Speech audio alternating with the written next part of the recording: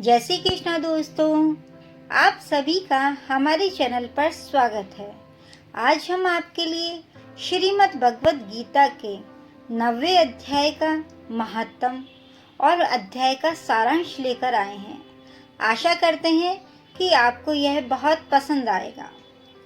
9वें अध्याय का सारांश।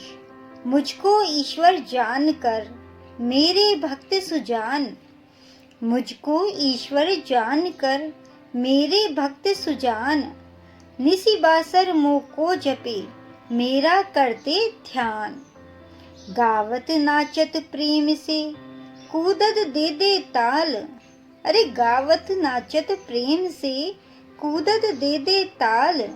ढोल मृदंग बजावते उत्तम स्वर निकाल, ढोल मृदंग बजावते उत्तम स्वर निकाल। तन की होश विसार कर होवत मुझ में लीन, तन की होश विसार कर होवत मुझ में लीन। हे अर्जुन मैं होत हूँ उनके तुरंत अधीन, हे अर्जुन मैं होत हूँ उनके तुरंत अधीन। जो योगी मम भक्त है मोहे अति प्रिय वे जान, जो योगी मम भक्त है मोहे अति प्रिय वे जान। बेजर अर्जुन के प्रति यूं कहते भगवान, बेजर अर्जुन के प्रति यूं कहते भगवान। दोस्तों, यह था 9वें अध्याय का सारांश। अब आइए सुनते हैं 9वें अध्याय का महत्तम। भगवान विष्णु बोले, हे लक्ष्मी, अब मैं तुम्हें 9वें अध्याय का महत्तम बताता हूँ।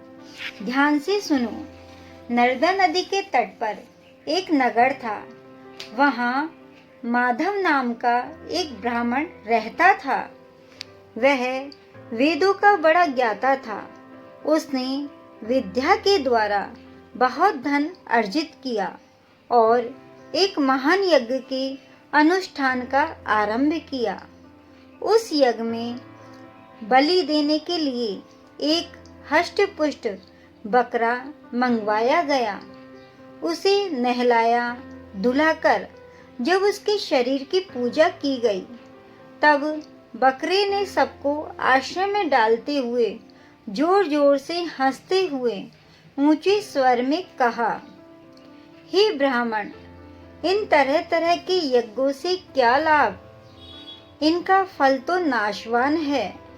ये जन्म, बुढ़ापा और मृत्यु के भी कारण है। यह सब करने पर भी मेरी जो वर्तमान दशा है, इसे जरा ध्यान से देखो।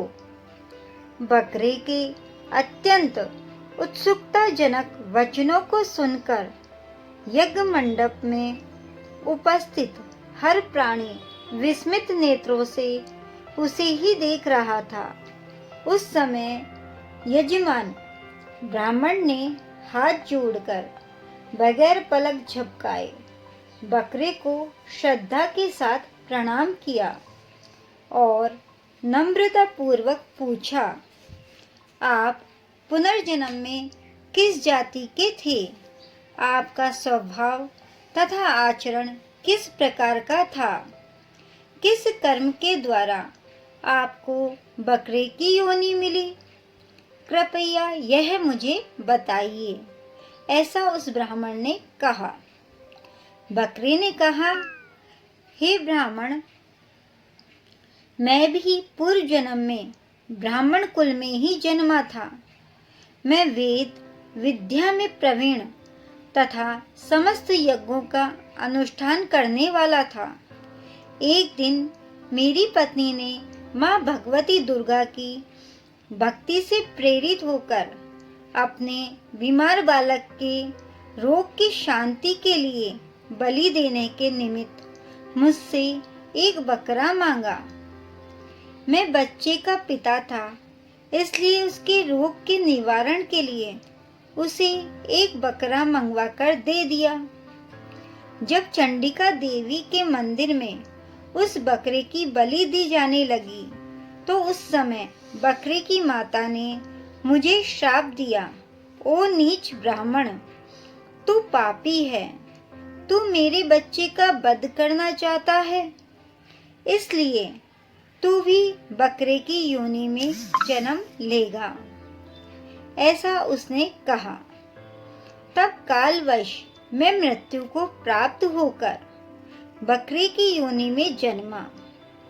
मैं अपने पूर्व जन्म की कोई बात नहीं भूला हूँ।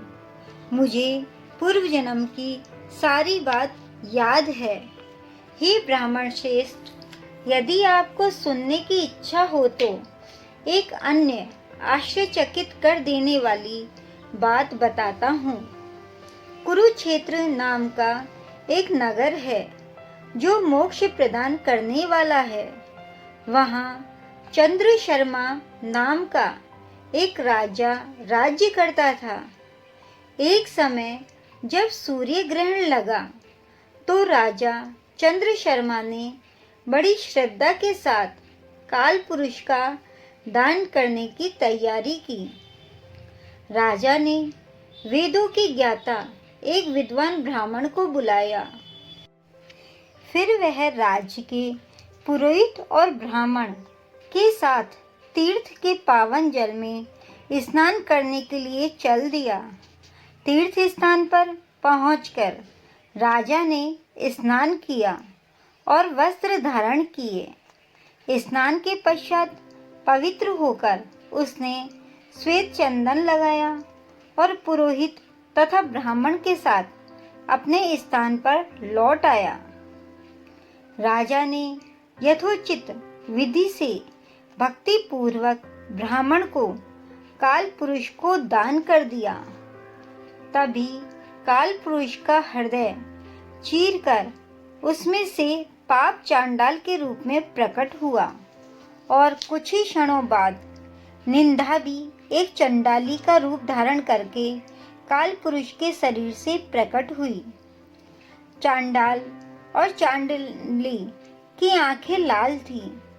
वे बलपूर्वक ब्राह्मण के शरीर में प्रवेश करने लगे। ब्राह्मण मन ही मन गीता के 90वें अध्याय का जप करने लगा। राजा चुपचाप खड़ा आश्चर्य के साथ उस कौतुक को देख रहा था। ब्राह्मण के हृदय में भगवान गोविंद विराजमान थे और वह उन्हीं के ध्यान में मग्न था। गीता के 90वें अध्याय के अक्षरों से प्रकट हुए विष्णु दूतों द्वारा पीड़ित होकर वे दोनों चांडाल और चांडाली भाग गए। उस घटना को देखकर राजा के नेत्र आश्चर्य से भर उठे। उसने ब्राह्मण से पूछा, हे ब्राह्मण श्रेष्ठ, इस महाभयंकर आपत्ति को आपने किस प्रकार दूर किया? आपने किस इष्ट देव को निमंत्रित किया था तथा किस मंत्र का जाप किया था जिससे आपको मुक्ति मिली? वह दोनों चांडाल और चांडाली कौन थे? आपके सम्मुख कैसे और कहां से उपस्थित हुए तथा शांत कैसे हो गए? कृपा करके मुझे बताइए। राजा के प्रश्नों के उत्तर देते हुए ब्राह्मण ने कहा, हे राजन, चांडाल का रूप धारण करके पाप प्रकट हुआ था और चांडाली का रूप धारण करके निंदा प्रकट हुई थी। यह मेरा अनुभव कहता है। मैं उस समय गीता के 90वें अध्याय का श्लोक का मन ही मन जप कर रहा था। उसी के माध्यम से मेरे ऊपर आया संकट टल गया। हे राजन, मैं नित्य प्रतिदिन स्नान के पश्चात गीता के 90वें अध्याय का पाठ करता हूँ। उसी के प्रभाव से मैं महाप्रलयकाली आपत्तियों से मुक्ति पा सकता हूँ। यह सुनकर राजा नित्य निरंतर स्नान के पश्चात गीता के 90वें अध्याय का पाठ करने लगा। उसने बकरे को बंधन मुक्त कर दिया। 90वें अध्याय का प्रतिदिन पाठ करने से राजा परम गति को प्राप्त हुआ। यह कथा कहने के पश्चात भगवान विष्णु ने कहा, हे लक्ष्मी, गीता के 9वें अध्याय का पाठ करने से प्राणी विकट से विकट संकट का सामना करने में भी सक्षम हो जाता है और अंततः मोक्ष की प्राप्ति करता है। दोस्तों, यह था गीता के 9वें अध्याय का सारांश और 9वें अध्याय का महात्म। आपने गीता के 9वें अध्याय का सारांश सुना और महात्म सुना तो आप भी पुण्य के भागी बन गए। दोस्तों, आपको यह अध्याय अच्छा लगा हो तो हमारे चैनल को लाइक, शेयर एंड सब्सक्राइब अवश्य कर दें। जय श्री कृष्णा दोस्तों।